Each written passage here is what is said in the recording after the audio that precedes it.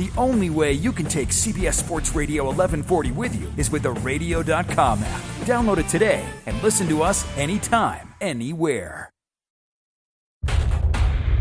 We've got your Raiders covered. Knock on wood if you're with me.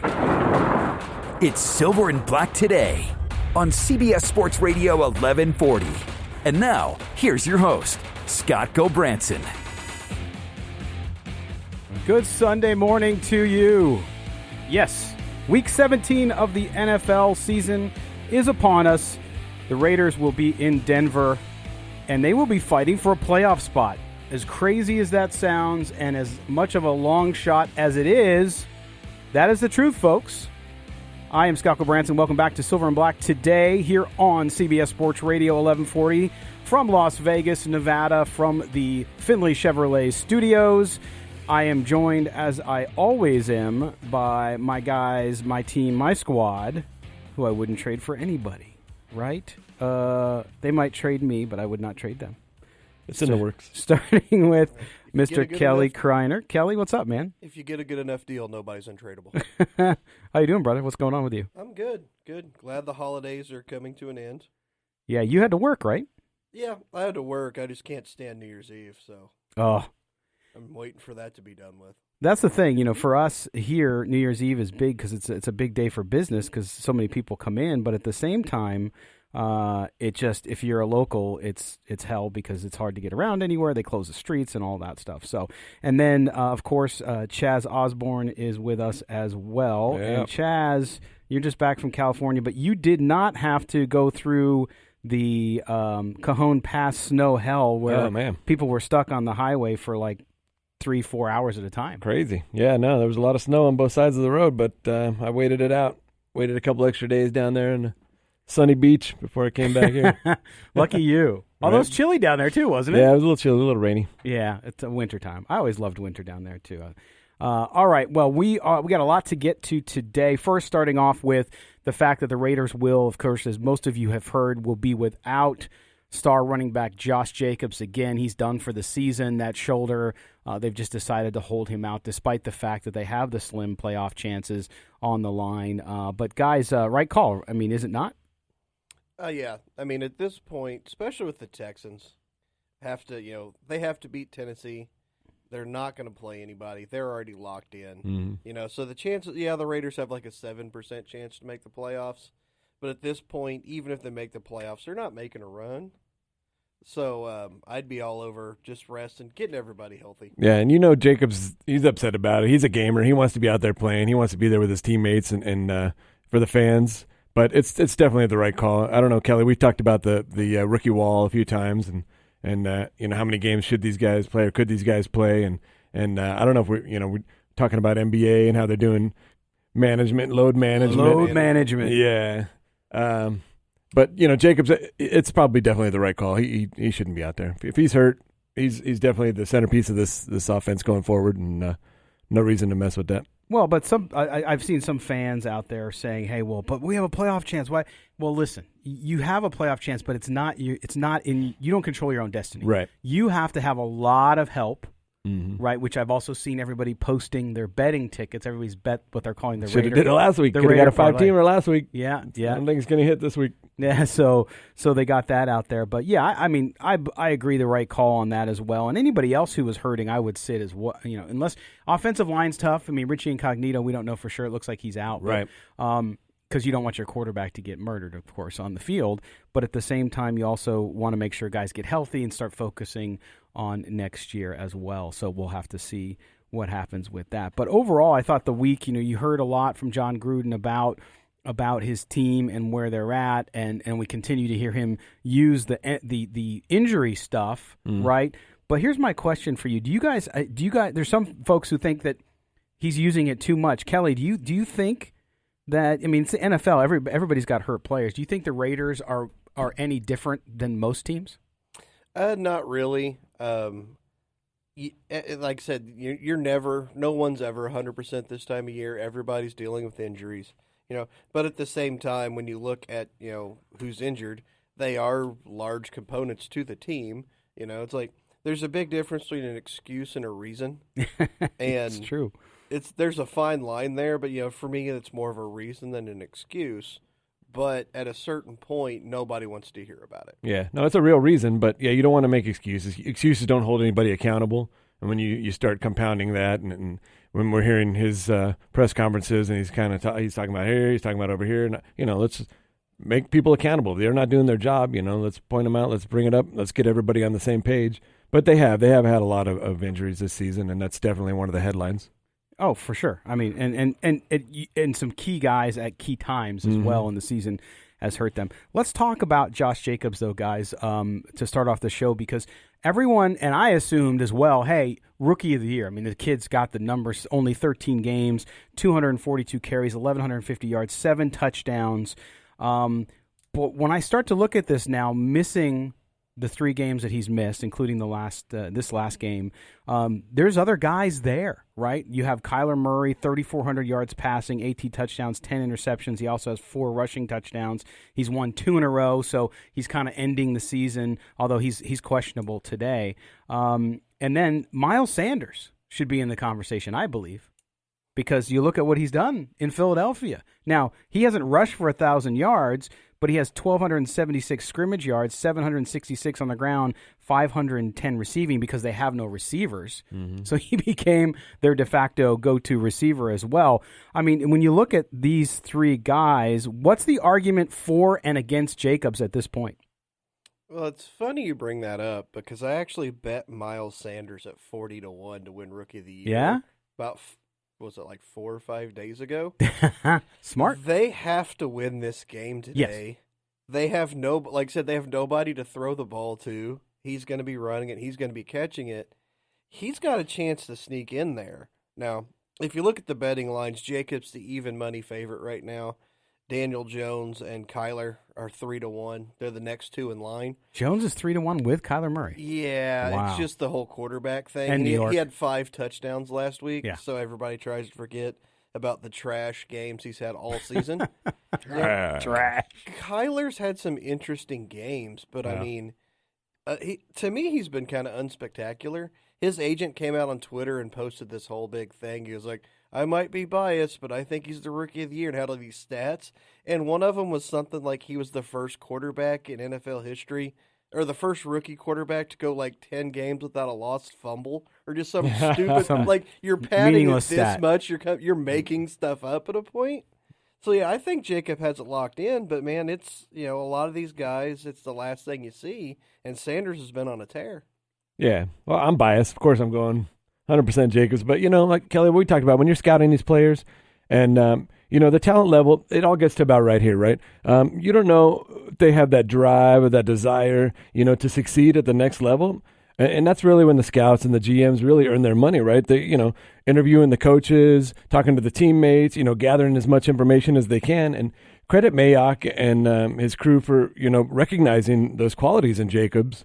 And, boy, I think he's exceeded all expectations from Raider fans and everyone else. And the NFL. I mean, I think people knew he was going to be a good back and surprised by it.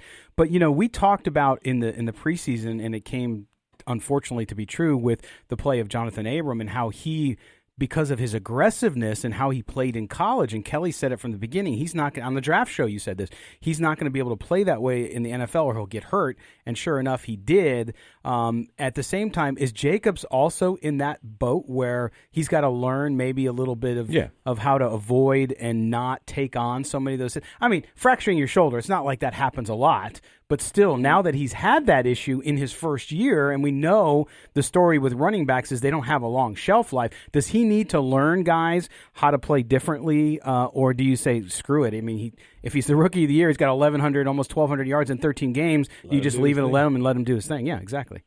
Well, how are you going to tell Bo Jackson not to run hard, right? How are you going to tell Josh Jacobs not to pancake a guy just because his injured shoulder? These guys, this is what these guys do.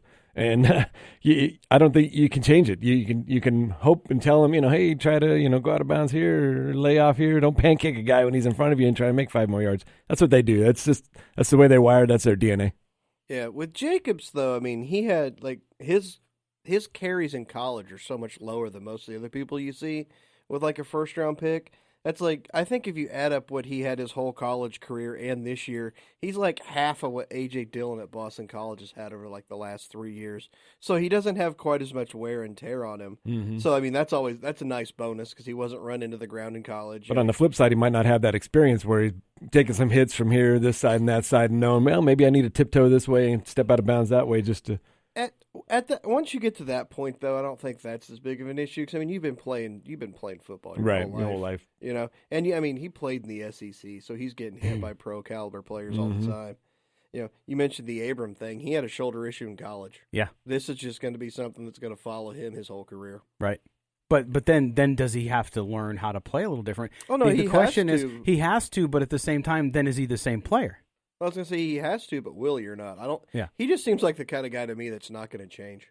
No. And I don't mean that like a derogatory or a bad way. It's like he just has that mindset that I'm going to go out here, I'm going to lay everybody out. Right. And that's what he's going to do. And no matter how much you try to beat it over his head, you can't do this, you can't do this. I'm not sure you can, like, you know, it's like Spinal Tap, man. He's on 11. I don't think you can turn that down to 9. I don't think you can turn it down to a 7. It's who they, as Chaz said earlier, right, Chaz? It's who they are. That's the way they're wired. And that's what makes them the player they are as well. And you don't want to change too much of that. So betting interests aside, biases aside, guys, does he win it? When you look at Kyler Murray, I think obviously the Cardinals aren't making the playoffs. Miles Sanders could get into the playoffs, and the votes. I'm not sure if I think the voting ends after this week, but they're on. If the Eagles end up winning today and going to the playoffs, does Miles Sanders jump out and lead, or do you guys think that Jacobs has it locked in? I think Jacobs has it locked in. I also have Jacobs at I think 9-1 to win it from the beginning of the season. Nice. So betting aside, I can't really do that, but I think he's got it locked in. The Miles Sanders thing for me is a Hail Mary, but like I said, why not? At 40-1, throw just a little couch. No, but like you said, somebody has a great game today. You know, it's kind of a what have you done for me lately league. And if we haven't seen Josh Jacobs for the last 2 weeks, obviously he's the leader in the clubhouse. But if something big, spectacular happens today with one of these other guys like you talked about, it's a possibility. But I think it's definitely Jacobs. Well, and that will be interesting. Also, remember, though, he is a Raider. And that doesn't always help you when it comes to things. All right, we're going to step aside as we hit our first break. Yeah, when we come back, we are going to talk about draft picks. Yes, the college football playoff is in full swing. Our draft analyst, expert Kelly Kreiner, we'll talk about that a little bit here as we move forward and maybe talk about some players you should watch, some players that might factor and become Las Vegas Raiders. You're listening to the Silver and Black today here on CBS Sports Radio 1140.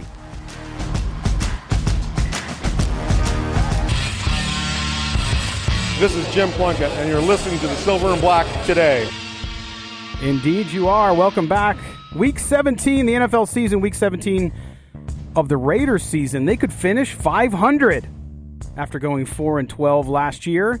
So if they win today, that improves their playoff chances. It doesn't guarantee them one, but I see a lot of folks. Again, we stream the show live on video as well on YouTube, Facebook, and Twitter via Periscope, so you can watch us, come in the studio with us, see a lot of fans chatting with us today, thinking that the Raiders are going to go 8-8 and saying that would make a great season. I agree, obviously, after what they've been through the last couple. So that's due. We're going to turn a little bit of our attention right now and talk and have Kelly lead us in a discussion, because starting to see, with the season coming to an end and the playoff chances slim, starting to see folks talk about the draft. It's never too early. Of course, the draft is also going to be here in Las Vegas come April, and so there's an interest there in how the Raiders will do, what they will address first.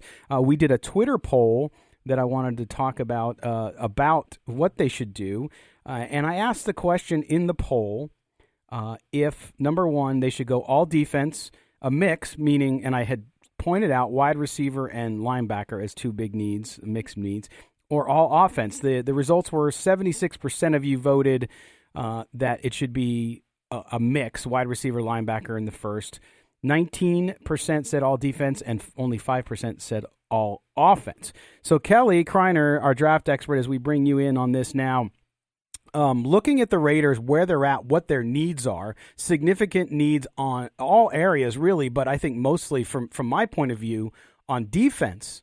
What you looked at a couple players that might be targets for the Raiders. Tell us about them. Let's start with the defense and clearly the need at linebacker and on the line still. The line played better, but they still have needs there, and also in the defensive secondary. What do the Raiders do here, Kelly, and maybe what's a guy people should watch as a target for them? Well, it's funny you said, what do the Raiders what do the Raiders do? We know what they're going to do. They're going to pass over linebacker. And you think so? I think they do, and I think it's a mistake. The problem you have, especially this year, 12 to 16 in that range is where both of their picks are probably going to land. And Simmons out of Clemson will be gone by 12. I mean, he's the top linebacker prospect. We saw last night the guy, he sideline to sideline, he can cover anybody, so he's a star. After that, you start looking at Dylan Moses and Murray from Oklahoma. Yeah, what about him? 14 to 16 is just way too high for those guys. Yeah. And without the second round pick, I don't see Mayock or Gruden. There's a possibility. I'm sure they'd like to trade one of their first down picks, trade down and get a second back. Yeah. There's a possibility if you go back in the first round.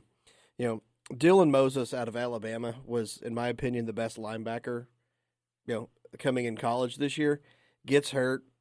His medicals are going to be huge because he was just such an explosive guy in the middle of that defense.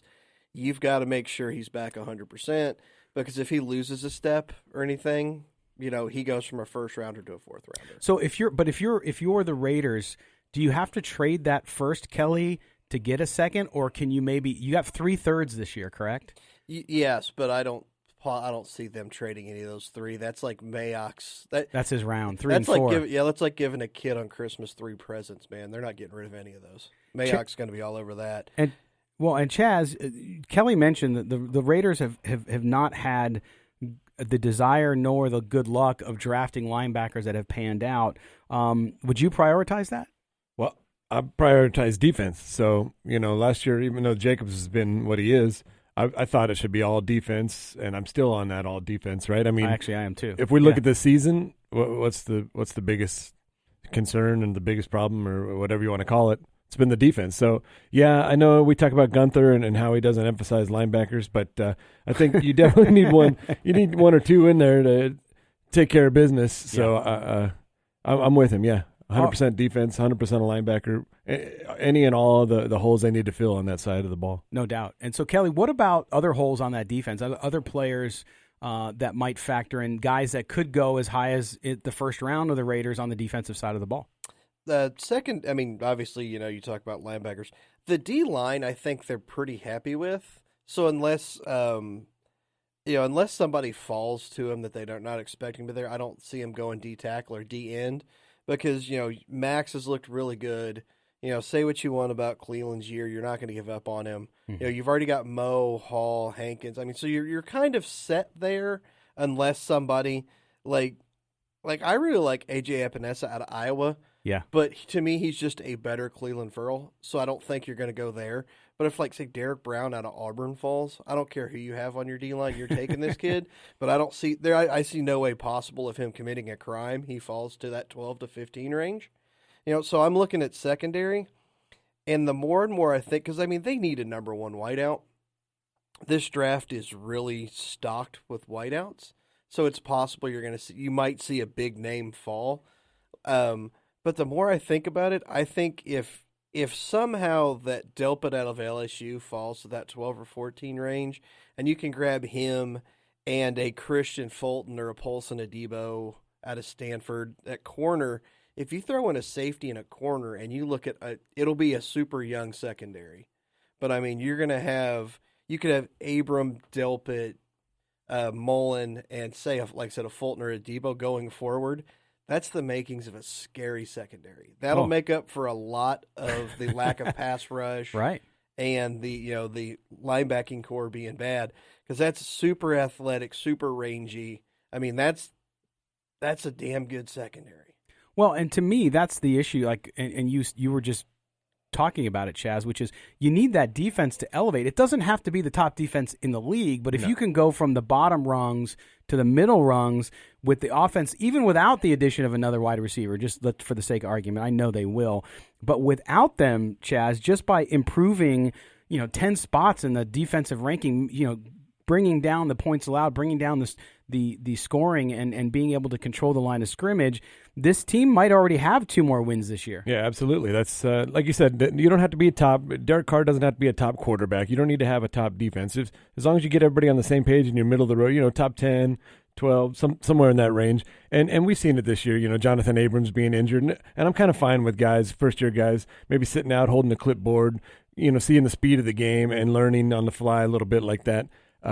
So basically just 1 or 2 more steps forward on the defense, and you've got, you're really building a complete team here. No doubt. And so, Kelly, when we look at that, one of the things, too, and we're just doing this for the sake of discussion, a lot of Raider fans think they should draft a quarterback, okay? We're not saying that. I've said all along and still believe that Derek Carr will be the starting quarterback when they come to Las Vegas.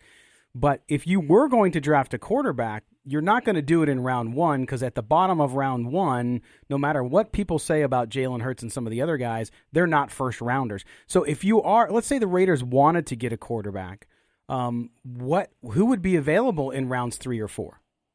I mean, worth a damn. That's going right? to be the big question because, we have no idea how many are going to go round 1. There are a lot more teams that are looking at quarterback than people think. Because, if you look over, if you just look over the draft order right now, it's not set yet, but we've got a good enough idea where it is. There's a chance San Diego goes quarterback at number 1. Yeah. Nobody's really looking at that. The Steelers, they're bringing Ben Roethlisberger back, but what's he got left in the tank? He's looking at somebody. The Colts signed Brissett, but they're not. He's not the future. We've seen that. So, you could have anywhere from 3 quarterbacks go in the first round to 6 quarterbacks go in the first round. And if you see 5 or 6 QBs go, that just completely drains this pool to where I don't even think the Raiders look in that 3rd, 4th, 5th, 6th round for a quarterback because you've just taken out so many options already. Yeah, you might grab somebody, low though. Like I was going to say like the 6th round. Right. And I was going to say like the kid out of Washington State, Gordon, which ESPN showed a great stat the other night. They screwed it up. They had him throwing for 4,500 touchdowns this year instead of passing yards. Yeah. That'd be impressive, you know, if you could do that. That might get him in the first round. Yeah, that would get him in there. But it's just there's such a lack of depth in my opinion. If the Raiders are looking for a quarterback, it has to be round 1. Right. Yeah. And they'd have to move up. No, I don't think you have so? to move up. I think you can move down. And like I said, if they wanted to trade one of their picks down, because to me in this quarterback class, and I'll get killed for saying this, but the Gruden guy to me is Jake Fromm out of Georgia. Yeah. Because he doesn't make mistakes. He's not turning the ball over. Super smart guy, but he's basically just Derek Carr to me. I mean, they're pretty much the same player. It's just he's a cheaper version at this point on a rookie contract. You can get him at the end of a first round if you trade down. Wow. You might be able to, like I said, depending on how many go, you might be able to get him in a second if you move down. But do we really see John Gruden drafting a quarterback and grooming him and taking? No, because Gruden, I looked this up the other day. He's drafted 3 quarterbacks since he's been in the league. Tuiasa Sopo was a 2nd rounder. Chris Sims was a 3rd rounder, and Gradkowski was like a 5th or 6th rounder. Right. Yeah, not his thing. He loves quarterbacks, but he hasn't done a lot of developing. All right, we're going to step aside. Coming up next, Benjamin Allbright from KOA Denver. He'll help us break down today's game against the Broncos and what you should watch for and how the Broncos are motivated to ruin the playoff chances of your Raiders.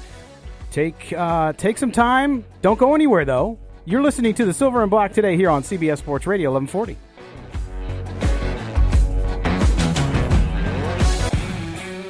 The only way to take Silver and Black today with you is with a radio.com app. Download it today and search CBS Sports Radio 1140 in Las Vegas and listen to us anytime, anywhere. Welcome back to the Silver and Black today here on CBS Sports Radio 1140 in Las Vegas. We go out on the attorney Michael Troiano newsmaker line, and we bring in Benjamin Allbright. Benjamin, of course, a NFL insider, now is the co-host of Broncos Country Tonight on KOA in Denver. Benjamin, welcome back to the Silver and Black today. Hey, good to be back. All right, so let's talk about the Broncos. A game today with the Raiders up at Mile High Stadium.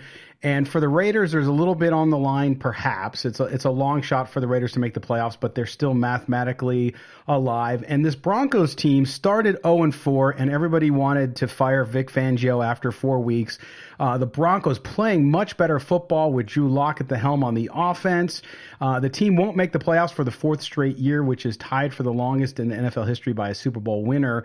But things are looking up. The ups and downs, having that first-time head coach, despite the fact that Fangio has probably forgotten more about football than I'll ever know. When you look at this team, Benjamin, overall, what one word would you use to sort of describe what 2019 has been like for them? Oh, man, one word, that's tough.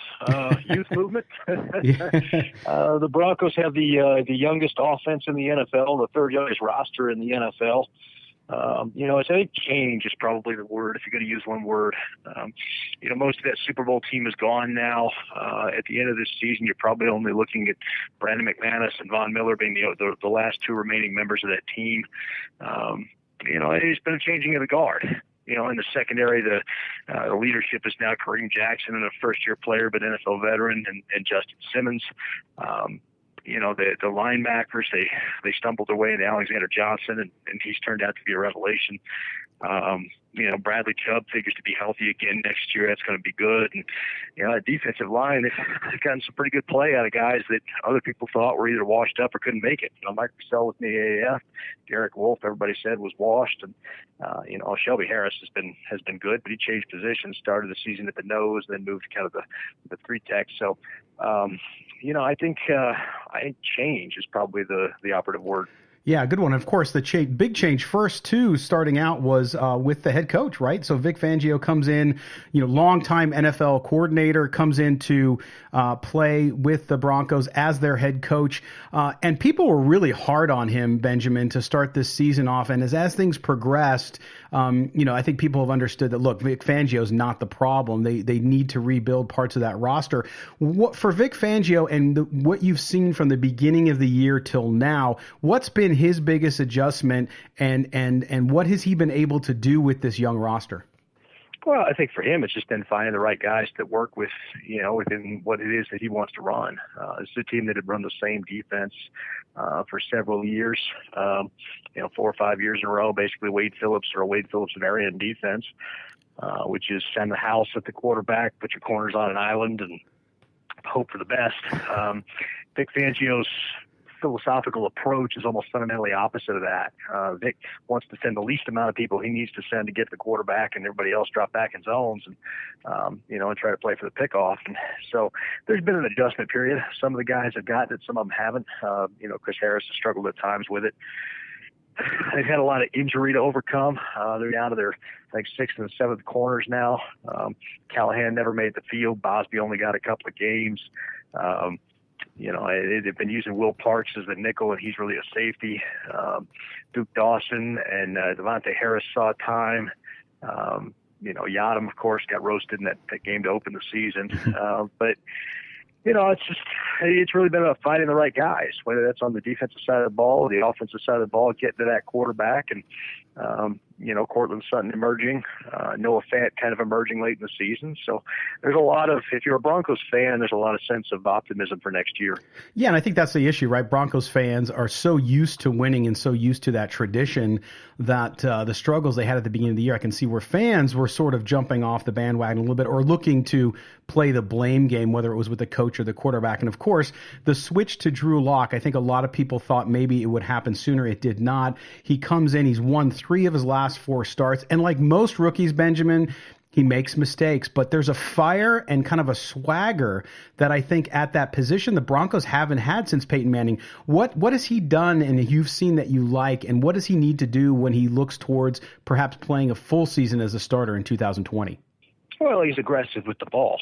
He lets his playmakers make plays, puts the ball out there for them to try to make plays. And, he trusts his arm a little too much. That's got him in trouble a couple of times. But, I think overall he's a guy that, that he trusts his playmakers, and he's put more faith in Cortland Sutton. And, we've seen Cortland kind of emerge because of it. it's interesting because the other two quarterbacks who started the season, ahead of Drew, Joe Flacco and Brandon Allen, were playing, ridiculously safe with the ball, or trying to play ridiculously safe with the ball. Flacco, of course, had no mobility anymore. Brandon Allen at least could move, but Flacco would drop 5-7 steps and then just plant, and he'd get sacked because that edge rush just had a free lane right to him, and it made the line look bad. People were criticizing the line, but it really wasn't on the line. It was a quarterback that was washed and didn't want to go down the field with the ball. And then Brandon Allen, the game just it's a little too fast for him. He's a career spot start backup type. He was kind of thrust into it as the transition between Flacco and waiting to get Drew back off the injured reserve and get him up to speed. So I think that Drew provides an arm that'll challenge defenses vertically, and he's kind of got that moxie, where he's not afraid to do it. If he makes a mistake, he's going to come back and keep swinging. And I think that can be a good thing for a rookie as they're learning. Oh yeah. Again, we're joined by Benjamin Allbright. He is the co-host of Broncos Country Tonight on KOA up in Denver, longtime NFL insider as well. Now, that offensive line, we know that's going to be a point of emphasis in the offseason for them as well. But there's also some players that are a little bit in flux because of contracts, because of age and other things. You look at that defensive side, you mentioned Justin Simmons. He's on that last $2 million year of his of his rookie contract. And then, of course, you mentioned Chris Harris as well, the cornerback. What about those guys? What do you think is going to happen with Simmons in particular? And is Harris kind of in that twilight of his career where the Broncos really aren't going to pony up the money to keep him? Yeah, I think you're correct on Chris. They're going to kind of let the market set the market, let him go out there, and if he gets an offer, they'll bring it back to him to kind of, see if they want to match it, but they don't want to spend very much on him, and he wants to get paid one last time, so that's kind of where the impasse is. They feel like they encouraged some goodwill by giving him that money back during his holdout, to start the season. But overall, there's not really much of a place for Chris. He's more of a man corner. He's lost about half a step, and you've seen that with him kind of getting torched a couple of times this season. So I think that the Broncos are basically looking at this situation like, well, if the market says, hey, we don't have any room for you, then we'll turn around and we'll pay you a hometown deal to stay here. Yeah. So, and you look at that Broncos defense, I think you look at this last spell, and remember the Broncos, I think they have 3 losses by 3 or less points. This could be a very different season, and the Broncos could be the team playing Sunday to get in the playoffs versus the Raiders. But on that defense, you have a Draymond Jones. You have, of course, you mentioned Chubb, another young player there. What one guy on that defense has really jumped out at you this season and really made a statement? Well, Alexander Johnson came out of nowhere. We before the season started, I said this is going to be the year Simmons makes himself a household name because he's finally a system that works for him. Having him back there as in zone where he could use that athleticism. But Alexander Johnson's the guy that really came out of nowhere. He was kind of buried on the depth chart. Todd Davis got hurt. Josie Jewell and Joe Jones were out there. Joe Jones gets hurt. They bring Corey Nelson in. He gets hurt. And then finally Alexander gets out there, and all of a sudden he's just a revelation. He had about a 6-8 game stretch there where he was one of the top-rated linebackers in the NFL by Pro Football Focus. And, he's just his athleticism, his attitude, it's infectious, and I think he's the guy you kind of keep an eye on. He's a little banged up at his knee now. He's slowed down over the last couple of weeks, but when he's fully healthy, he's a tone setter. Well, in this game today, of course, with the Raiders, long shot to make the playoffs. They got to first beat the Broncos, and of course, during that same time, they have to have a lot of other things go their way. But you look at this game, Josh Jacobs not going to play for the most part. I mean, he was doubtful. We haven't heard any change in that status. Doesn't look he's going to go. The Broncos have struggled against the run this season. When you look at this game today, I mean, you have the old AFL rivalry, right? The Broncos and the Raiders. They don't like each other. This game at home in Denver, they want to play spoilers in this one, don't they? Oh, absolutely. And that's an attitude that's pervasive right now. Phil Lindsay commented specifically on it, saying if Raiders thought they were going to make the playoffs coming through Denver, they got another thing coming. So there's that attitude. These guys are getting up for this game. This team's not checked out, even though they're not going to make the playoffs. I think they feel like it's a point of pride not to have a double-digit loss season, to be able to knock the Raiders out. I think there's a lot of things kind of on the line for them here at the end of the season. So I think their mindset is right. Coming into this football game, I think it's going to be a little different result than the last time around. It's fun to have, the Raiders as bookends to the season. It is. And the first game, I mean, it could have been very different in that first game. The ball bounced a couple different ways. Now, when you look, the Drew Lock, I want to close on that a little bit because is this a big game today for Drew Lock, or do you feel like they've seen enough from him that they're going to commit to him going into next year as the starter and feel good about it? Well, unless he totally wets the bed in this one, then yeah, that he's definitely, as it sits right now, if he weren't playing in this game, he would be the incumbent going into next season. He's certainly earned the right to have a full season audition for the role, and that's kind of the way they're looking at it. Rich Gangarella today at the podium said that Drew reminded him in a lot of ways of Jimmy Garoppolo, the way he just comes in and re-energizes people. Guys just want to play for him, and you could see it out there. I was on the sideline during that first start of his against the Chargers, and I can tell you that it was just different. It was just a different tone. Just guys wanted to be out there. Heck, I wanted to put pads on and hit somebody. So, it's different when you've got a quarterback that's motivated. And Drew really is that guy. Yeah, no, he's got that intangible, and that's what I always liked. I mean, there's things you could look at his game clearly coming out of college when we were talking draft back in 2019 earlier in the year, and that's the one thing I liked about the kid always is he has that fire, and that's something you don't teach. That's something you got to have in you, and it's good to see that he's been able to do that. Now, Benjamin, before I let you go as well, listen to your show this week, and Die Hard is a Christmas movie, right? And definitely not only that, but I have a Die Hard ornament on my Christmas tree. So my kids are growing up the right way. So I love that discussion you guys had. But hey, man, listen, I'm glad you had a great Christmas. Have a great New Year. And again, that's Benjamin Allbright. He's the co-host of Broncos Country Tonight on KOA. Again, man, thanks again. And follow him on @Allbright, 2 L's, ALLBRIGHT NFL on Twitter. Take care, my man. Have a good day today. Absolutely, guys. Take care. All right, we're going to step aside. When we come back, the Silver and Black Today rolls on a game day. Don't go anywhere.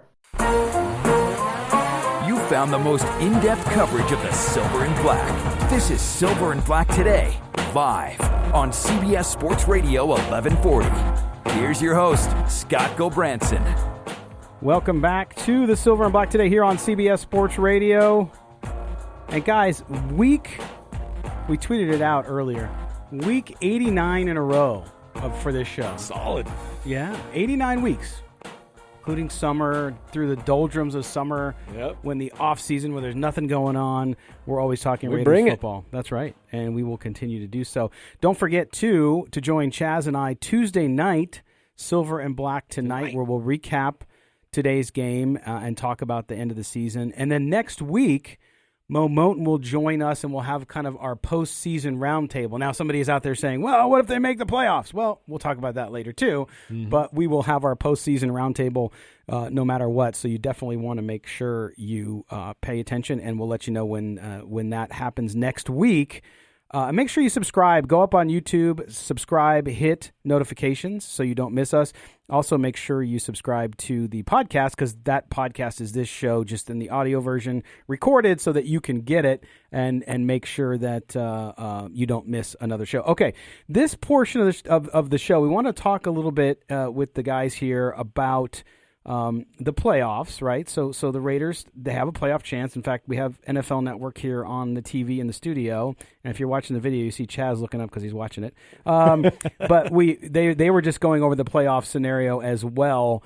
And guys, here's the question I want to pose to both of you and have a discussion around: is the playoffs at this point, is it always a good thing, or when you're still rebuilding, you're getting closer, but you need talent, is it better that you don't make the playoffs? No, well, I've said Raiders, any team benefits from playoff experience. The way the intensity level goes up, every play is magnified, and, it's really invaluable. But I think even for the Raiders, just to get this close, and, now I know they have an outside shot, but for them being this close, just to have that taste in your mouth, the hunger, that'll carry over to next season.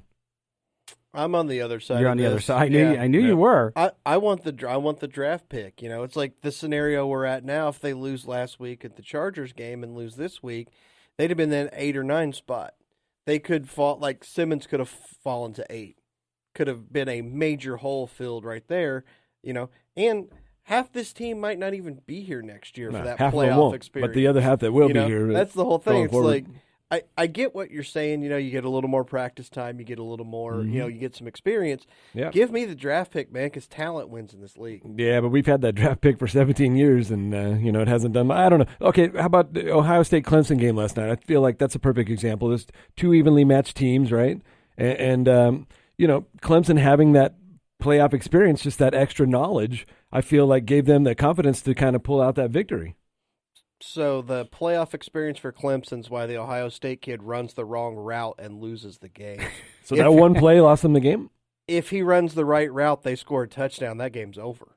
So nothing before that, the whole game mattered except for that one play. Okay, the officials blowing the fumble call, that had a lot to do with it. Okay, so and I had money on Clemson, and I'm saying this. Well, but here's the story. So Chaz, using your point about experience, right? So the difference between a regular season game, the intensity, the intention, all that stuff leading up to the game. I agree. I think that's valuable for a young player. The young players that are going to be there, the Josh Jacobs, if he was going to play, those guys who are new to the NFL. At the same time, like our viewer on YouTube, Angelo Belcher, who watches every week. Hi, Angelo. He says, "What do you learn from going into the playoffs and losing by 28 points?" Yeah, it's a good question, no, but I know you have a good answer for it. No, that's fair. No, absolutely, and you do. You learn from that. You learn from your failures. You learn from your mistakes. And you move on. You can use that as fuel for the next season and the next playoffs. We talk about New England and how they've got this great dynasty and they've done it without these top-tier players every year, year in and year out. Well, why? Because they have that experience. They have the players with the knowledge. They have the leaders to be able to take them, put them on their backs, and progress. They don't have a bunch of guys, woe is me, the next season, they don't care. They've got a bunch of guys in that locker room with one singular focus because of this leadership, because of the experience and the knowledge. No, it's because they cheat. Good point. Well, but they have the best coach in the history of the NFL, probably the best quarterback, and they cheat. Mm-hmm. I mean, that's the recipe for success. You're not cheating, you're not trying. Right. Well, here's the thing, though, because I'm kind of in the middle between you guys on this one, because I see Chaz's point for a young player so that the next time you get there and you actually have what I believe a better chance to win and maybe make a drive in the playoffs towards a championship. At the same time, Kelly's point, man, you need bodies. And so I'm torn, and that's where we've said it over and over again on this show throughout the course of this year that 8-8's almost the worst record you can have because you're going to finish between 15 and 18 draft pick probably, or somewhere around there, 12 to 15.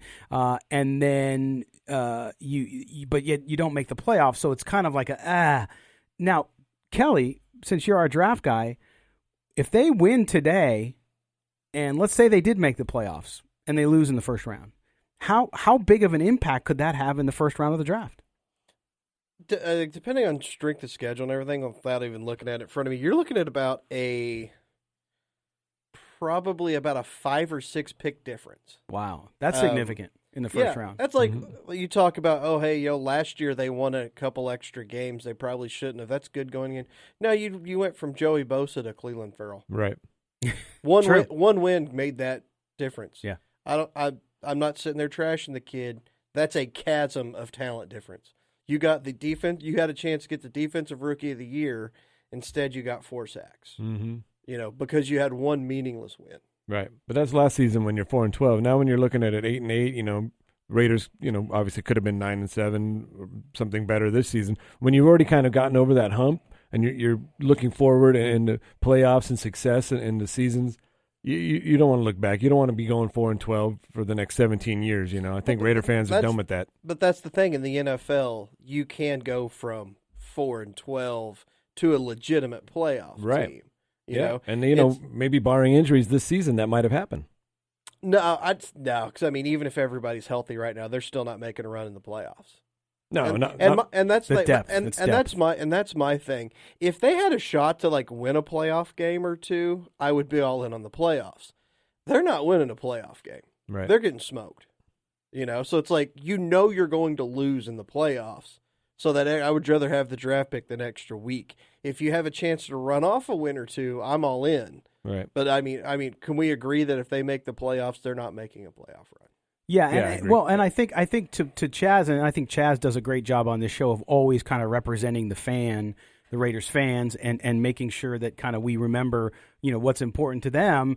And for a fan, it would be great for them to make the playoffs because they've only seen it once in 17 years. Mm-hmm. Now, that didn't end well either, but still, you get that. But as a true fan who's looking at the future of the team, and we're about to head to a break, but future of the team, you're conflicted. I mean, to me, that's where I'm at with it. All right, we're going to step aside for the top of the hour sports update. When we come back, Vinny Bonsignore from the Review Journal will join us. He'll tell us why the Raiders may open their new stadium on Sunday Night Football to kick off the season. That would be pretty cool. You're listening to the Silver and Black today here on CBS Sports Radio 1140.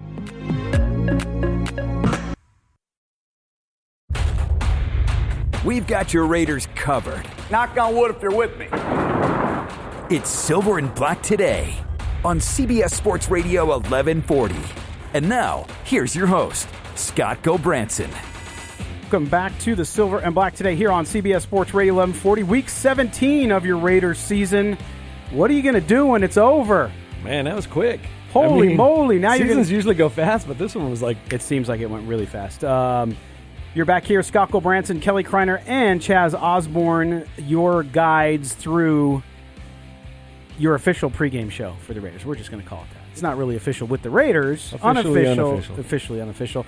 But that's what we do every week. We are here 8 to 10 a.m. Also, Tuesdays, 6 to 7 p.m. for Silver and Black Tonight. Yes, they were crazy enough to give us another show. Whoa. So there we are. All right. We are now going to head out on the attorney Michael Troiano newsmaker line and bring in one of our favorite guys, of course, former contributor here, as well as now the lead Raiders writer at the Las Vegas Review-Journal. He'll soon join us and be one of our neighbors. That, of course, is Vinny Bonsignore. Vinny, how you doing this morning, buddy? I'm good. How are you guys doing? We're doing good. Just trying to think about what we're going to do after football's over. I mean, it doesn't really end, but you don't get to watch games. That's the only thing. Although we have the playoffs to watch, I guess. But for Raider fans, we got the playoffs, and especially this offseason for the Raiders, whenever it does begin. Yes, it might be one of the more pivotal off seasons in their history. Certainly, I mean, when you think about the fact that they're moving to Las Vegas, and then they've got 5 picks in the first 90 picks next year. They got $75 million under the salary cap. They have to decide what they want to do with Derek Carr, their quarterback, or do they want to move in another direction. There were a lot of good-looking quarterbacks on the football field this weekend in college football that have to raise some eyebrows and raise some curiosity. So there's never a shortage of football. It goes year-round. Yeah, you picked a good time to come aboard and come to Las Vegas. Of course, the last couple of years you covered the Rams and the construction of their stadium. You were on top of relocation overall, including the Raiders, Chargers, and Rams. And we want to talk to you a little bit about your story this past week regarding Allegiant Stadium and the NFL's plans, because clearly going into the 2020 season, Vinny, you have SoFi Stadium in Los Angeles, which will be home to the Rams and Chargers, and then, of course, Allegiant Stadium here in Las Vegas, home of the Raiders. And the NFL is going to want to highlight this. You've said through your sources at the NFL that more than likely, either Thursday, most likely Sunday night, that first national Sunday night game will be at Allegiant Stadium. Talk about why the NFL it wants to highlight that stadium the first week of the season. Well, I mean, first of all, you've got a lot of effort went into building both of those stadiums. On one hand, you had Stan Kroenke, who's pouring $5 billion of his own money into that project, and securing what had been a problem for the NFL for 20-something years, which is, how are we functioning as a league and operating as a league and presenting ourselves as a league and not have a team in the second biggest market of the country. It never made any sense. But there were complications to doing that. Stan Kroenke and his vision and his billions of dollars and deep pockets was able to solve that for him and correct the wrong by bringing the Rams back where they belong in Los Angeles. But then you also have Nevada, which is contributing $700 million to a private public partnership for a new stadium for the Raiders. And as the league thinks about this, obviously you want to showcase that. You want to showcase and thank the fans of Las Vegas and Nevada and the residents and the politicians and everybody else that was involved, the business leaders that were involved in this, to kind of showcase what this really means and what what it's going to mean moving forward, not just for, whether it's the Thursday night kickoff game or the Sunday night premiere game on opening weekend, but also in the future with Super Bowls and beyond that, Final Fours and national championship games. I was watching last night the Fiesta Bowl, and obviously that's a great bowl game and big on the list. But there's going to come a time where Arizona, Phoenix, and that stadium gets kind of not pushed to the side, but they're going to be less in the rotation than they were, because when you think about it, that was the only stadium out west that could really host those type of events, whether you're talking about Super Bowls or Final Fours or big events that were indoors, outdoors. Now you have two more stadiums in that hemisphere, in SoFi Stadium and Allegiant Stadium, that are going to be able to do that. And I would think that that's going to affect Arizona a little bit. But what a great opportunity for LA and for Las Vegas to showcase themselves as big event cities. And so they're going to want to kick that off the right way on opening weekend. It's just kind of a matter of figuring out, how to do it. If I had to rank it, I think the Rams would get first precedent, and followed by the Raiders and then the Chargers. Yeah, I mean, LA's the bigger market, so you understand that. But at the same time, like Las Vegas is important because it is a new West Coast market. It's a new market. It's a smaller market, clearly, than Los Angeles and some of the other NFL cities. But at the same time, a big deal. Also because of the gaming. NFL has slowly and finally embraced it more than it has in the past. There's still some kind of trepidation there, I think, from some folks in the league, some of the owners, right? But overall, that's a big part of the deal, too. Now, when you look at the games and what's going to be happening, Vinny, your sources at all tell you, too, I mean, does that mean the Raiders will have the opportunity to maybe be on national TV with more of these games this year because of that stadium? I don't know that. I know that, right off the bat, they're going to want to showcase it. But you have to look at, their opponents. When you look at their schedule, I think the team that really jumps out as a big time draw would be the Saints, right off the bat. But they have so many natural rivalries within their division that if they improve to the level that they expect to this offseason, then a Raiders-Chiefs game is a draw. A Raiders-Chargers game, the Chargers have some work to do on that end, but that's a draw, and the Raiders against Denver is a draw. I'd have to look deeper into their schedule, but on a year-to-year basis, I think Las Vegas is going to get its share of national games, especially when the schedule lines up. When you look at the Rams' schedule, they've got coming into SoFi Stadium next year the New York Giants, Chicago Bears, the New England Patriots, the Dallas Cowboys. Oh yeah, big and one. That's on top of the Seattle Seahawks and the 49ers. Those are going to be big games for them. So it just so happens that their schedule for 2020, their home schedule, really works out and is conducive to some major dynamite primetime events. I'm not so sure the Raiders schedule has that kind of showcase power, but for sure the Saints right off the bat jumps out as a team that would be a great draw from a national perspective to highlight and showcase Allegiant Stadium's opening weekend. Absolutely. We're talking to Vinny Bonsignore from the Las Vegas Review-Journal about Allegiant Stadium and its possibility of hosting some pretty big games next year. Yeah. Hey, Vinny, it's Chaz. Your article got me so excited for next season. I almost forgot that we have one more week of football here, man. I know, right? But you kind of answered my question already with the last one. The NFL isn't the most profitable and relevant sporting league in the world for no reason. So talk about how the way they're marketing these games and obviously you're talking about the Raiders going on the big showcase, and you have the Chiefs as a big draw. But as far as a marketing standpoint, from your perspective, what does the NFL do that just makes them stand out from other leagues? Well, I mean, they take advantage of opening weekends. That Thursday night game has a concert and a fan fest that's usually associated with it. When you talk about, and Las Vegas is going to see this firsthand, the NFL draft has become not a 1 or 2 day event, but basically a whole week of events in the city that's hosting it, and that's going to be, really driven home in Las Vegas. It's going to be really cool. Ironically enough, will probably be in Oakland because the Raiders don't actually move their football offices to Las Vegas until June or so when their facility is open in Henderson. So I'll be missing all the highlights. Going to try to talk my way into maybe catching a little bit of that.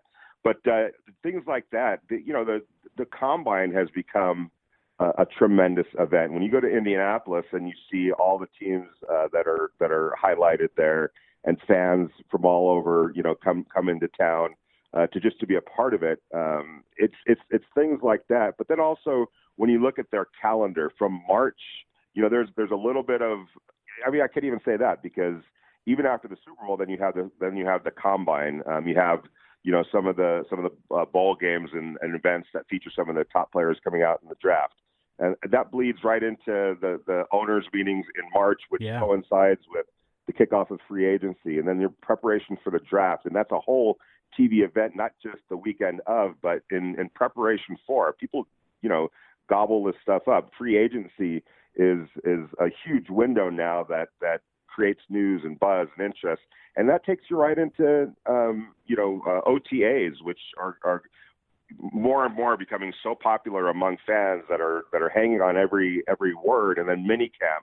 And then you got a short little break where people finally get a chance to maybe take a vacation and get away from it all. But right after that, it's training camp. So right back into it. And that's the thing. It's going to be very exciting, Vinny, to see, because this market has not had the NFL before. And as someone who's covered the NFL in a massively large market like you have in Los Angeles with 2 teams, the fact that I don't think Las Vegas knows what's going to hit it, but I do know that they're going to be able to keep track of it by reading you as you're one of the best in the business. And we appreciate you coming on to give us the kind of lowdown on Allegiant Stadium. And I'm sure we'll be talking again soon. Quick, we've got about 30 seconds. Today's game, you think Derek Carr is going to break that cold snap? You almost get to a point where you hope for his sake that he does, because he's carrying that thing around like a piano on his back, and he feels it and he knows it, and everyone does. It would be nice for him to be able to do that. I think the Raiders are in a good place spiritually to deal with the elements here and to deal with this game. There's a lot riding on it. They want to be able to finish the season off on the right foot, regardless of what happens elsewhere. So I got a pretty decent feeling that Derek Carr and the Raiders are going to show up today in spite of all the injuries and the cold weather, and at least put up a good fight. All right, Vinny Bonsignore from the Las Vegas Review-Journal. Vinny, thanks, man. I appreciate it. We'll talk to you soon. All right, guys. Happy New Year. All right, same to you. All right, we're going to step aside. When we come back, it's Chaz's keys to the game. That's right. We're going to tell you how the Raiders will win the game, if you believe they will, as Chaz will break that down. You're listening to the Silver and Black today here on CBS Sports Radio 1140.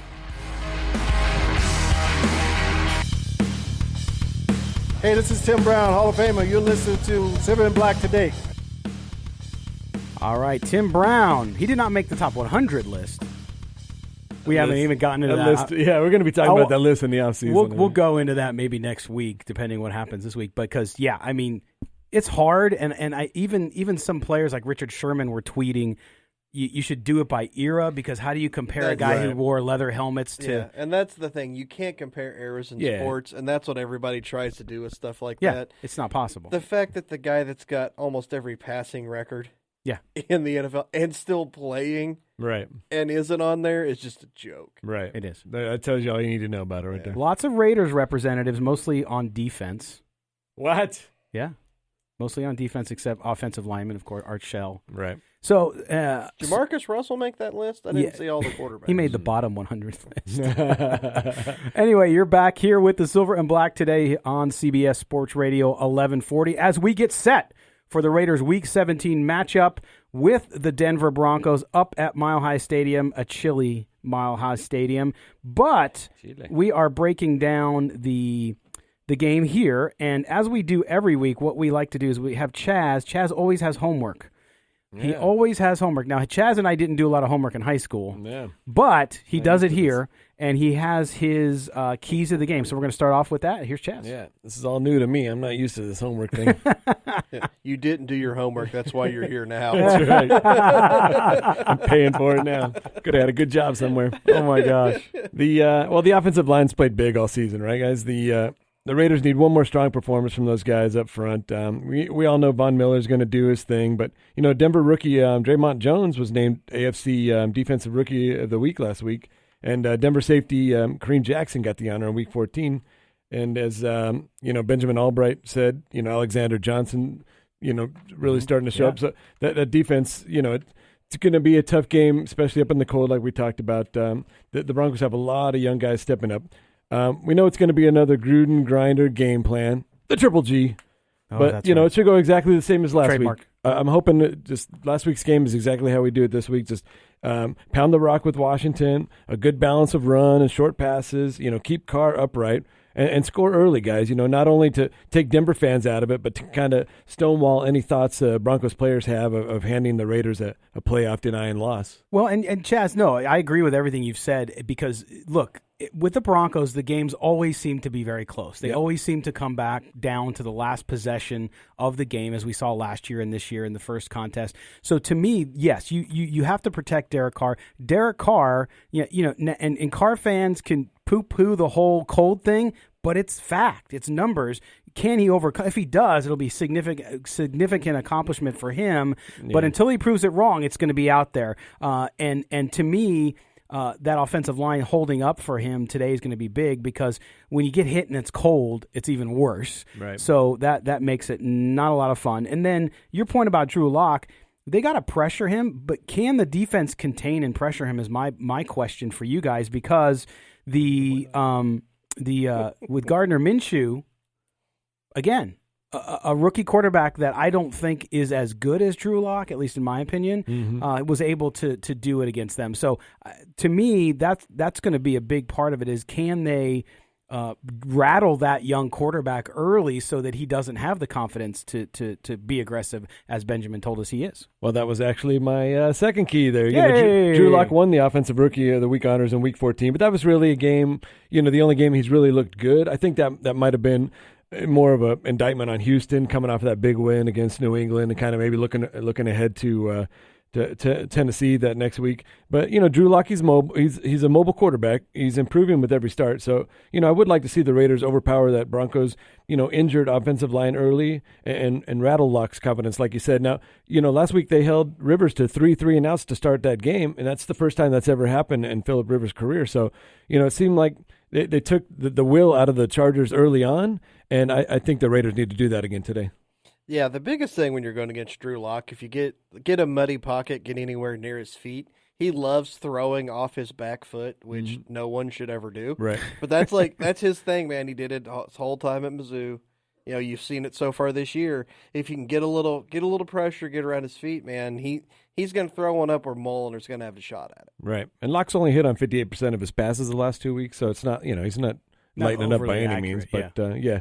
So the third thing, the Raiders, they need to finish off drives with points. Like I said last week, the Raiders need to build on the positives of the season and work on limiting the negatives. And one of the negatives this season has been finishing drives.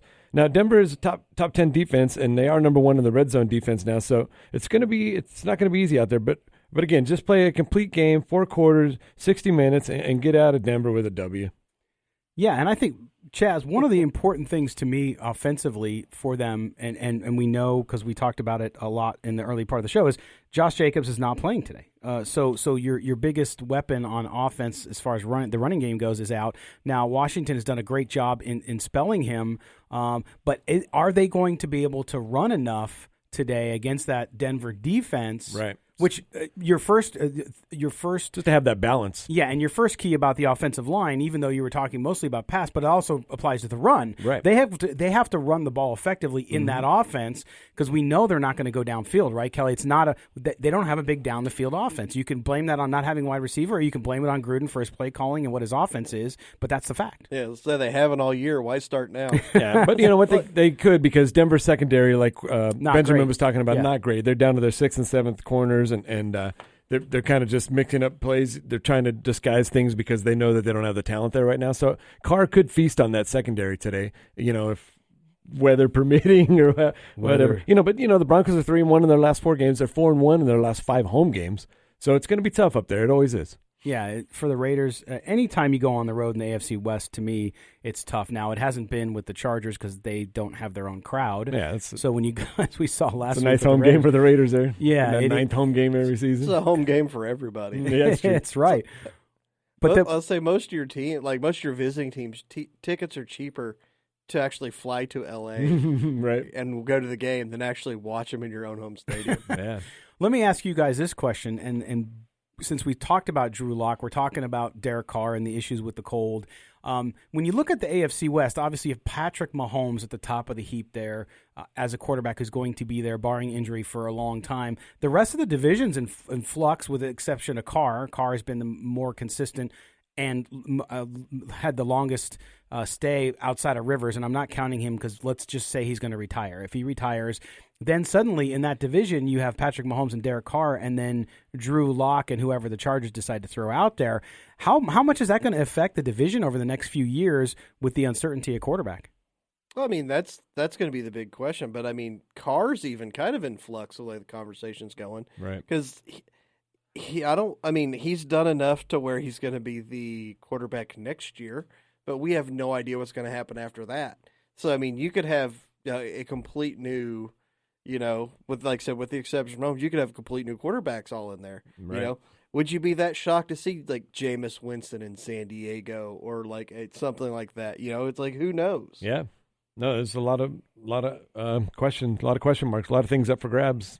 And I just, looking at, we've talked about the Patriots in that division for how many years, and with Patrick Mahomes now and kind of the other three teams in the AFC West, they could have a nice run going on. So we really need Derek Carr to step up. I'm sure the Raiders and like you said, with their scouting and their GM, they're gonna rebuild and they're gonna reload again next year. And like Vinny said, $75 million in salary cap going into next season. 90 if you cut Carr. If you can't. Yeah. So, well, and here's the thing, though, with that, and this is something we'll talk about in the coming weeks, which is with Mahomes supplanted in Kansas City, he's not going anywhere. They'll sign him to a contract in the offseason. From everything we've heard, it's going to be the richest one ever for a quarterback. So when that happens, you then, if you're the Raiders, the Broncos, and the Chargers, you have to start thinking about how you're going to build your roster exactly around stopping him on defense, especially.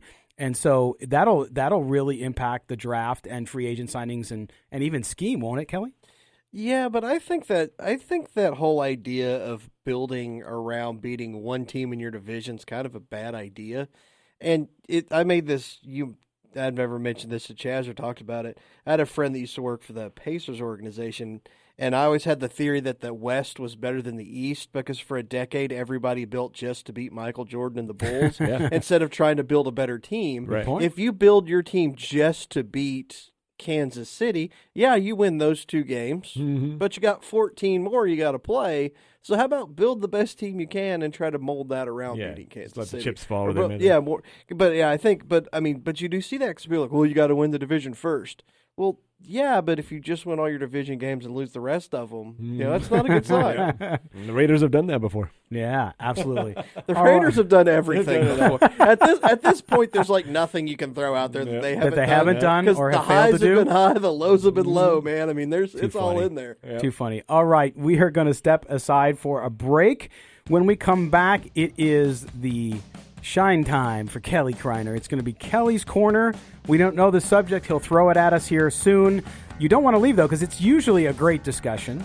It's another example about why I hate people. Oh, okay. So there you go. See, in the spirit of the holiday season, Kelly will tell us why he hates people. All right. You're listening to the Silver and Black today here on CBS Sports Radio 1140.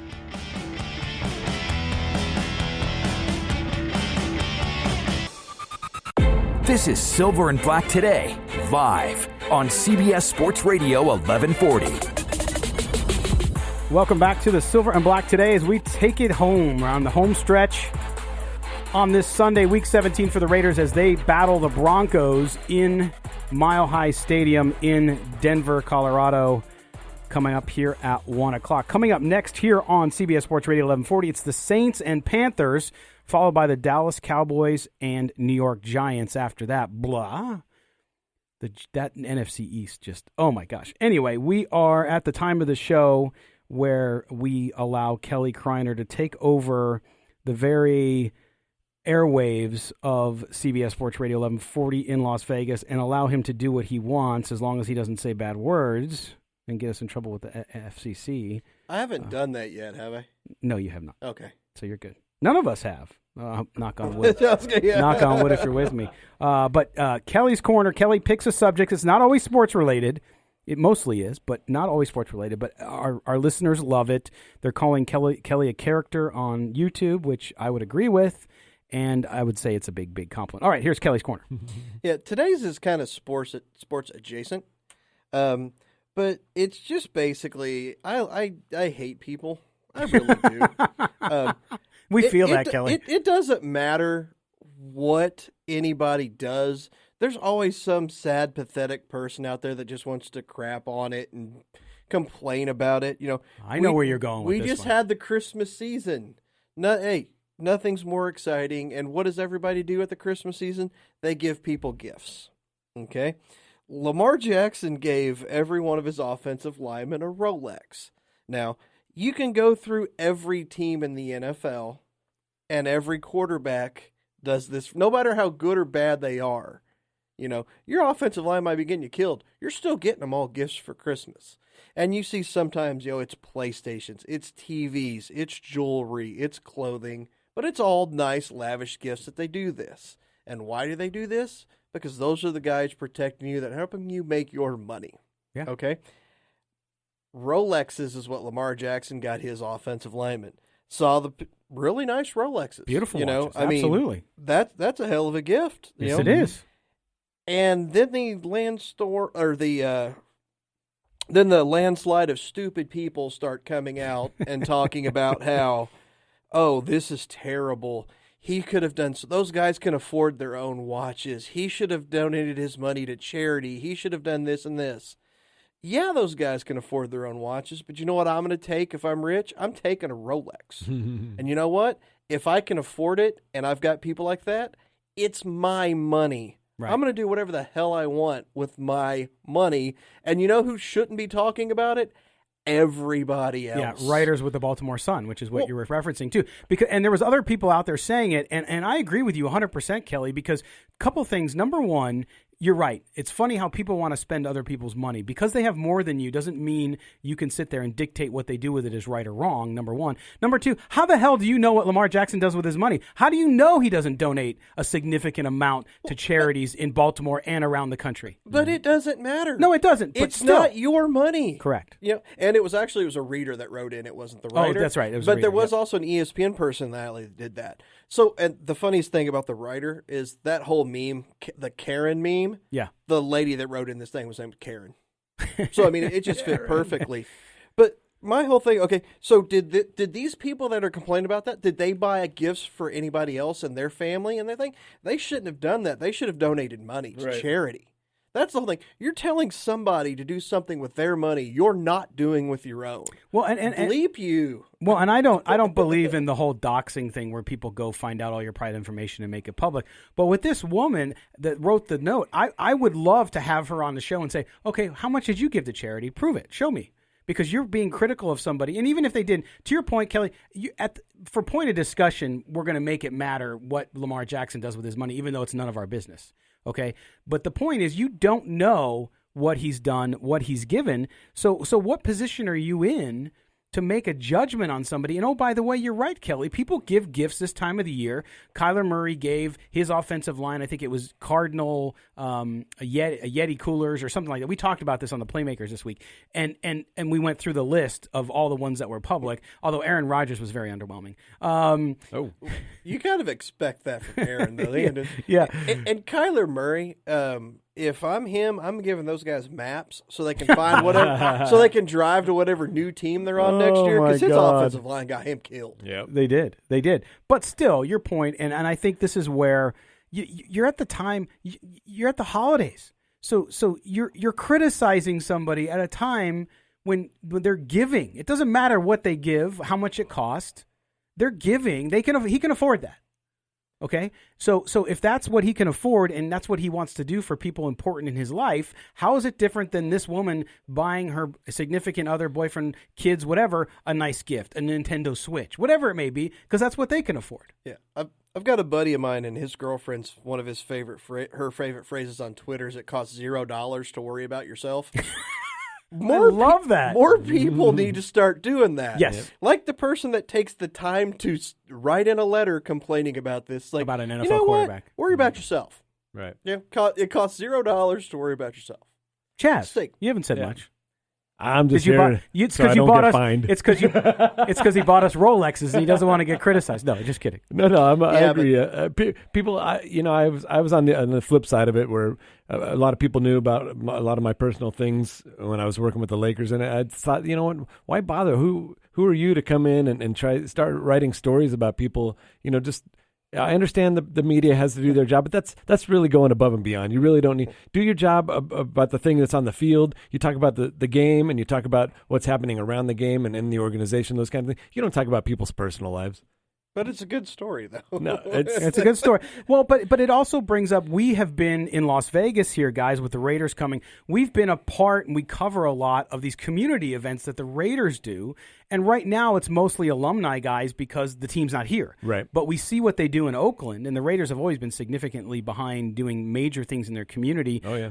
Like passing out shots in the parking lot before you sign with the Seahawks. No, just kidding. Yeah, I saw him. But but I tried getting in there to do one with him, but he couldn't get in there. Man, it was a crowd around that guy. An offensive line in front of him. Yeah, it was a huge crowd. But my point is, these players, and yes, we all know that in any professional sport, in any entertainment, there's people who are jerks. They're not great folks. You try to meet them, and they're not really nice. But overall, that's not the case. Overall, these men and women, I'll say women in other sports, WNBA, we've seen it here in town. But with the Raiders in the NFL, they do an amazing amount. And the individual players, as we saw from the Cleats campaign, where they had their charities that matter and where they were donating money and who they were calling attention to, they do significant amounts of work and donate money. So when somebody comes in and, they're millionaires and they're not doing this and blah, blah, blah, to me, and I love that saying, your buddy's tweet. Oh, my God. Take zero effort to worry about yourself. No, it costs $0. But it's just amazing that they'll always focus on the negatives. Like, you're talking about all these great charitable, positive things that they're doing in the community, and that just kind of gets brushed aside. And then when something negative comes out, it gets blown out of proportion. Yeah.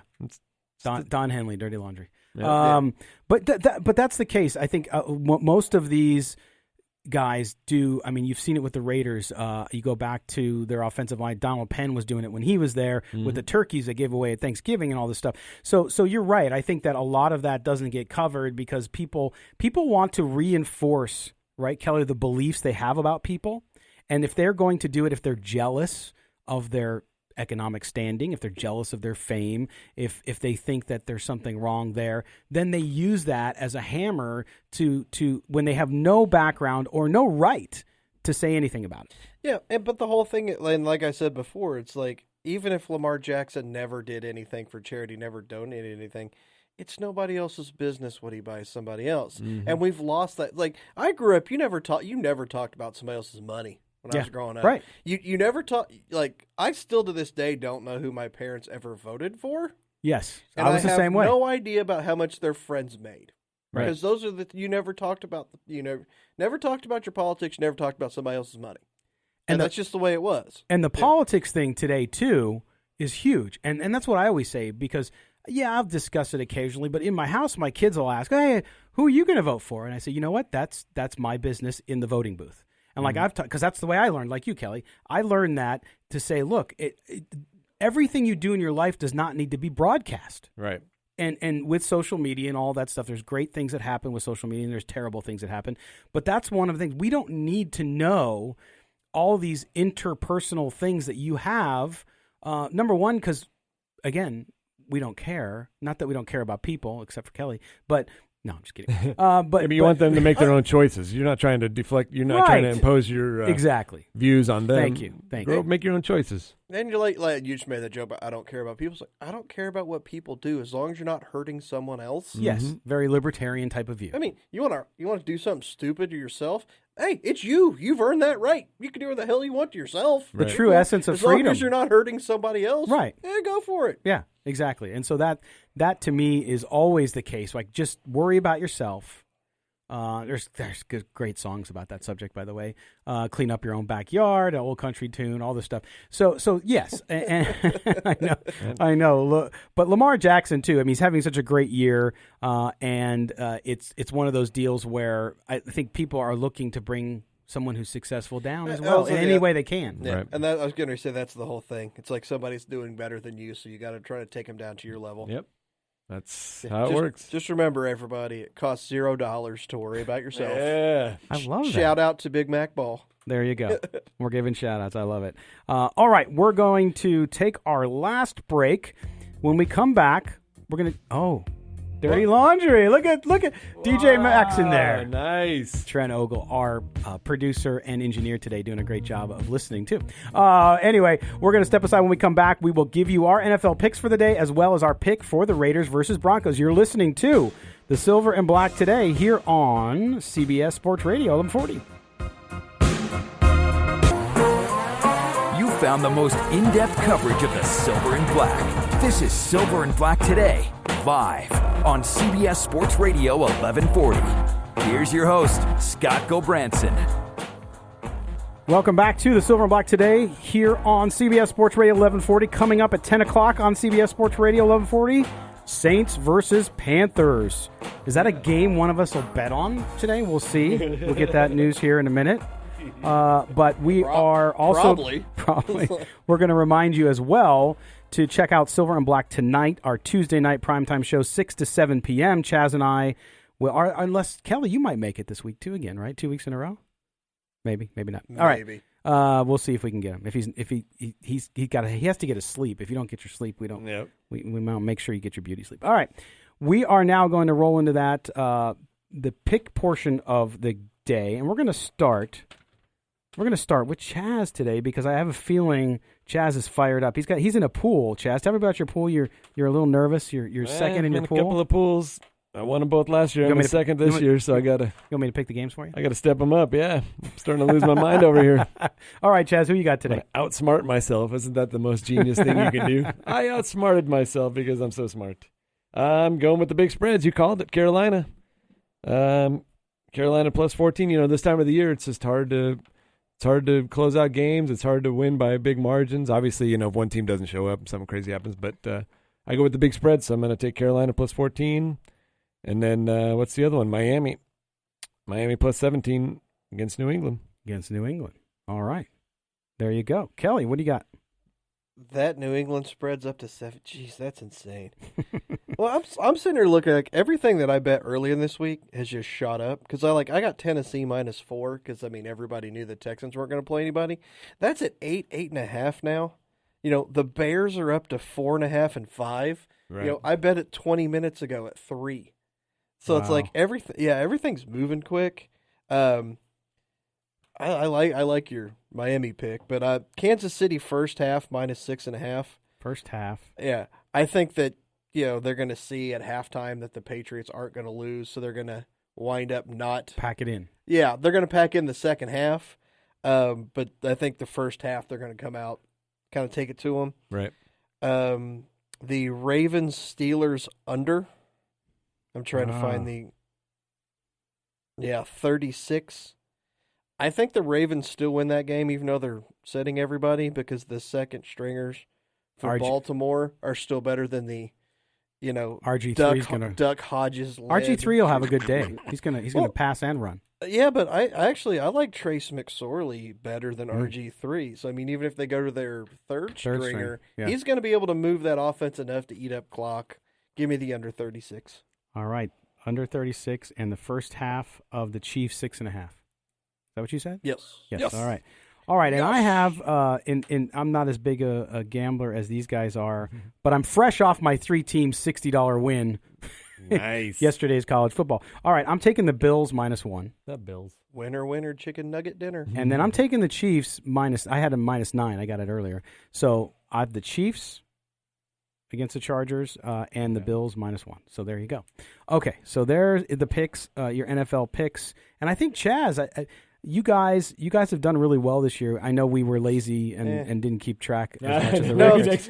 Next year we'll all right. I was going to say, I wouldn't say I've done well.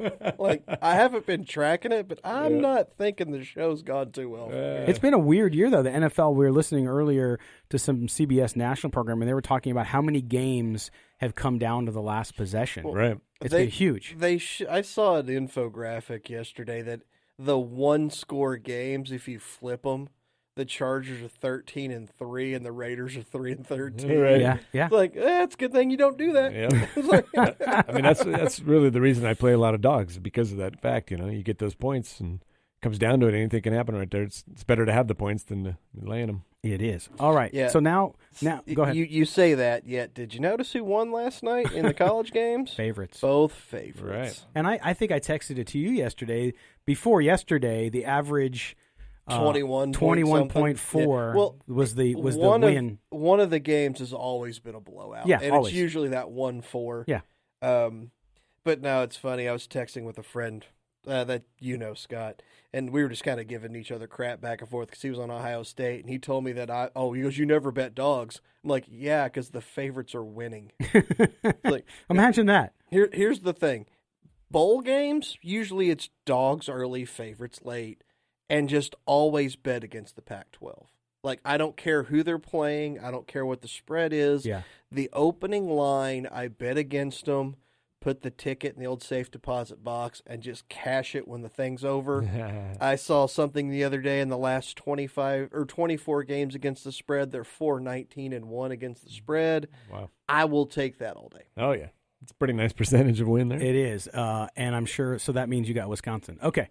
New Year's Day. All right, so now on to the Raiders pick. I'm going to go first. I have the Broncos winning this 24-17 in a tight game, late touchdown. Broncos take it, and the Raiders will finish at 7-9. Yeah, wrong. Raiders are winning. They're still inspired. That loss against Jacksonville, it seems to light a fire under them, and then coming out against the Chargers, you really saw that defense playing, inspired ball, and I think that's going to happen again today. I know that the Broncos defense is solid, but I don't think the offense is going to be able to move the ball enough, and that Broncos defense is going to be out there a lot today with that Gruden long sustained drives, So Raiders get out of there with a win, 23-16. I'm not sure everything else will fall in their place, though, so might not be a happy ending to the weekend, but Raiders will definitely get that win. But you got them, 23-16. All right. Kelly. That's the one thing, the last thing I wanted to see was everything fall into place, but the Raiders lose to Denver. Right. But I think the Texans are going to lose, so the whole playoff thing's out the window. Yeah, that's worst-case scenario. Yeah. I've got 2017 Denver. It's too cold for Carr. The Carr sputters in the cold weather. No, he's gonna take care of that today. That's just a myth. Rich Gannon was 1-7 when he was playing for the Raiders in the cold weather. Yeah. You're on the road. You're playing against tough competition. It's a skewed number to me. And Kirk Cousins was 0-8 on Monday night or whatever going to this past week, and we saw what happened. Sometimes streaks are there for a reason, Jazz. Yeah. No, I know. I want to hear you guys argue some more. I know, but yeah, I think that's the thing. We got a minute left with this game. You're wrong. With this game, though, guys. I mean, because they're always so close, it can flip very quickly. Yeah. Because I picked the Broncos doesn't mean I don't think the Raiders could win. I think they could, but they need to come out and show that they can do it in the cold and can do it when the pressure's on the line. And like you just said, with that stat that CBS they were talking about earlier, just all these games coming down to the final possession. This probably be the same thing. All right, Kelly Kreiner, thanks for being here, man. I appreciate it as always. No problem. Good luck this week with liking humanity a little more. Chaz Osborne. Good luck with humanity this week. Man. Humanity's dead to me. Chaz, thanks, brother. Yeah. And thanks for always being the optimist. This is the last show of the year for us, right? Because our next show... Yeah, but Chaz is going to find a way to have the Raiders win next week, even if they miss the playoffs. Oh, yeah. They're winning the Super Bowl again this year. He's the eternal Raider optimist. But yes, we will be back. Our last show actually will be Tuesday. That's Silver and Black Tonight. That'll be on New Year's Eve, so as you're getting ready and getting dressed to go out, you can listen to what we have to say about the Raider game. And then we'll be back with you next Sunday with our big roundtable if the Raiders should not make the playoffs, which pretty significant chance they won't. But we'll see how that all works. 7% chance to make the playoffs. 7? 7. So you're saying there's a chance. And I'm saying it's a 7. More like it's 1 in a million? 7's a good number if you're gambling. It's 1 in, right? It's more like 1 in 15. But it's all right. 1 in 100? All right, so make sure you check out silverandblacktoday.com. Great piece up there about college players to watch from our senior NFL columnist Mo Moten, as well as a bunch of other content. Tuesday, 6 to 7, right here, Silver and Black Tonight. Next week, we'll be back here, 8 to 10, for Chaz Osborne, for Kelly Kreiner, and for our engineer, Trent Ogle. I am Scott Branson. We appreciate you guys being here. We'll see you next time, Raider Nation.